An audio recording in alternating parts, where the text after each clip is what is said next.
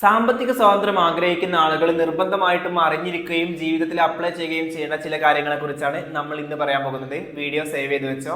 ഇത് എൻ്റെ വകയല്ല, മാർക്ക് ട്യൂബറിയുടെ ഈ വീഡിയോ കണ്ട് അതനുസരിച്ച് ഞാൻ തയ്യാറാക്കിയതാണ്.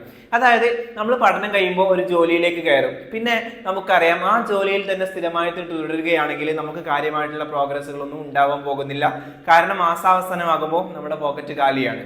അങ്ങനെയുള്ള ഒരു അവസ്ഥയിൽ നിന്ന് നമുക്ക് എങ്ങനെ ഒരു ഫൈനാൻഷ്യൽ ഫ്രീഡത്തിലേക്ക് എത്താൻ പറ്റും, എന്തൊക്കെ കാര്യങ്ങളാണ് നമ്മൾ അതിന് വേണ്ടി ചെയ്യേണ്ടത്? ഓക്കെ, അപ്പൊ നമുക്ക് ഓരോന്നായി പരിശോധിക്കാം.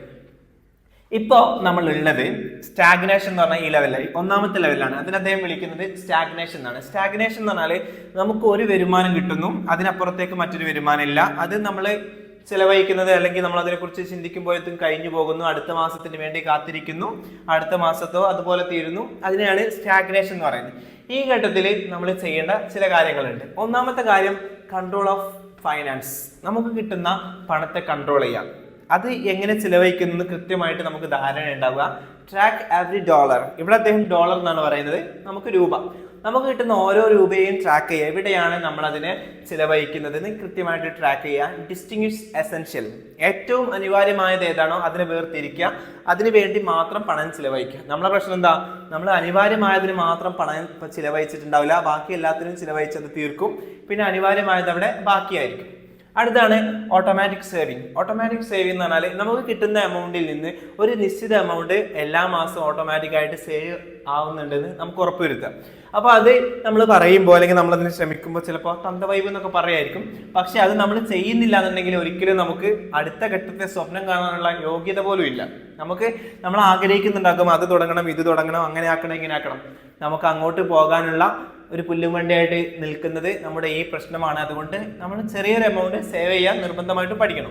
അടുത്ത ഘട്ടമാണ് ഇഗ്നിഷൻ. ഇഗ്നിഷൻ എന്ന് പറഞ്ഞാൽ ഈ സ്റ്റാഗ്നേഷന്റെ ഘട്ടത്തിൽ നിന്ന് നമ്മളൊരു തീരുമാനം എടുക്കുന്നു. ഇനി ഇതേ അവസ്ഥയിൽ പോയാൽ പോരാ, കുറച്ചും കൂടി നമുക്ക് മെച്ചപ്പെടണം.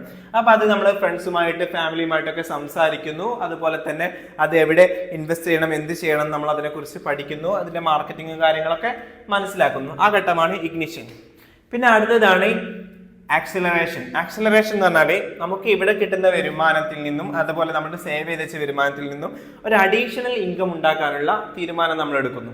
അപ്പോൾ നമ്മളത് നമ്മുടെ കയ്യിലുള്ള ചെറിയ എമൗണ്ട് മറ്റെവിടെയെങ്കിലും നിക്ഷേപിക്കുന്നു. ചെറിയ കടകളിലോ, അത് ചിലപ്പോൾ ചെറിയ പെട്ടിക്കടയാകാം, ചെറിയ ചെറിയ സംരംഭങ്ങളാകാം, അല്ലെങ്കിൽ വലിയ സംരംഭങ്ങളിലെ കൊച്ചു കൊച്ചു നിക്ഷേപങ്ങളാവാം.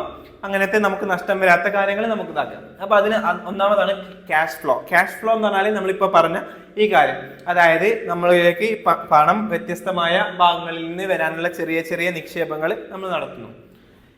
പിന്നെ അതുപോലെ തന്നെ കണക്ഷൻ എന്ന് പറഞ്ഞാൽ നമുക്ക് ഇവിടെ ഈ സ്റ്റാഗ്നേഷന്റെ ലെവലിൽ നിൽക്കുമ്പോൾ നമുക്കുള്ള കണക്ഷൻ പോരാ. നമ്മൾ ആക്സിലറേഷന്റെ ഘട്ടത്തിൽ എത്തുമ്പോൾ ഹൈ ലെവലിലുള്ള എലൈറ്റ് ആയിട്ടുള്ള ആളുകളുമായിട്ട് കണക്ട് ചെയ്യുന്നു, അവരുമായിട്ട് സൗഹൃദം സ്ഥാപിക്കുന്നു.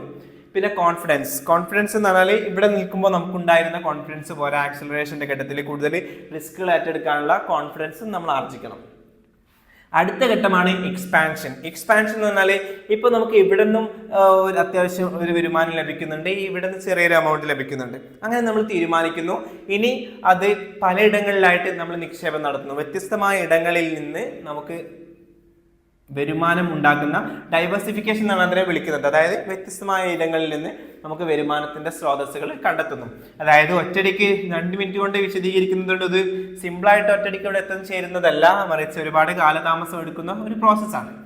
അടുത്തതാണ് മാസ്റ്ററി എന്ന് പറയുന്ന ലെവലിൽ എത്തുമ്പോഴാണ് നമ്മൾ ശരിക്കും ഫൈനാൻഷ്യൽ ഫ്രീഡം അനുഭവിക്കാൻ പറ്റുന്നത്. നമ്മുടെ ഇഷ്ടത്തിന് പണം നമുക്ക് ചിലവഴിക്കാൻ പറ്റുന്നത്. ഈ ഘട്ടത്തിൽ നമ്മൾ ചെയ്യേണ്ടത്, നമുക്ക് അത്യാവശ്യം എല്ലാ കാര്യങ്ങളും അറിയാം, കൃത്യമായിട്ട് വരുമാനം ലഭിക്കുന്നുണ്ട്. അവിടെ നമ്മൾ ചെയ്യേണ്ടത് പ്രിസർവിങ്, വരുന്നതിനെ സംരക്ഷിക്കുക, ഇനി അത് താഴ്ന്നു പോവാതെ നോക്കുക. അതുപോലെ തന്നെ മെന്ററിങ്, ഇനി വളർന്നു വരുന്ന ആളുകൾക്ക് എങ്ങനെ വളരണം എന്നുള്ള കാര്യങ്ങൾ പഠിപ്പിക്കുക ഒക്കെ ചെയ്യാം. പക്ഷെ നമ്മളെ പ്രശ്നം എന്താ വെച്ചാൽ നമ്മൾ ഇപ്പോൾ ചിലവഴിക്കുമ്പോൾ യഥാർത്ഥത്തിൽ നമ്മൾ നിൽക്കുന്നത് സ്റ്റാഗ്നേഷന്റെ ഘട്ടത്തിലും നമ്മൾ ചിലവഴിക്കുന്നത് മാസ്റ്ററിയുടെ ഘട്ടത്തിൽ നിൽക്കുന്ന ആളുകൾ എങ്ങനെയാണോ ചിലവഴിക്കുന്നത് അതുപോലെയുമാണ്. അതുകൊണ്ട് നമുക്ക് ഒരിക്കലും ഈ സ്റ്റാഗ്നേഷന്റെ ലെവലിൽ മേലോട്ട് പോകാൻ പറ്റില്ല, മറിച്ച് ഈ ലെവലിൽ തന്നെ നിൽക്കുകയും കടം കൊണ്ട് കുടുങ്ങി അങ്ങോട്ടും ഇങ്ങോട്ടും റോൾ ചെയ്ത് മൊത്തത്തിൽ പെട്ടൊരവസ്ഥയിലായിരിക്കും. ഓക്കെ, ഇത് നിങ്ങളോട് മാത്രമല്ല എൻ്റെ അവസ്ഥ തന്നെയാണ്. അതുകൊണ്ട് നമുക്കിനി ഈ പ്ലാൻ കൃത്യമായിട്ട് മനസ്സിൽ കണ്ടുകൊണ്ട് ഓരോ ഘട്ടത്തെയും അല്പാൽപമായിട്ട് നമുക്ക് കയറി ചെല്ലാനുള്ള പ്ലാനുകൾ നടത്താം. അപ്പോൾ ഇതുപോലെയുള്ള യൂസ്ഫുൾ ആയിട്ടുള്ള വീഡിയോസിന് നമ്മുടെ ചാനൽ സബ്സ്ക്രൈബ് ചെയ്യാൻ മറക്കണ്ട. Stay tuned.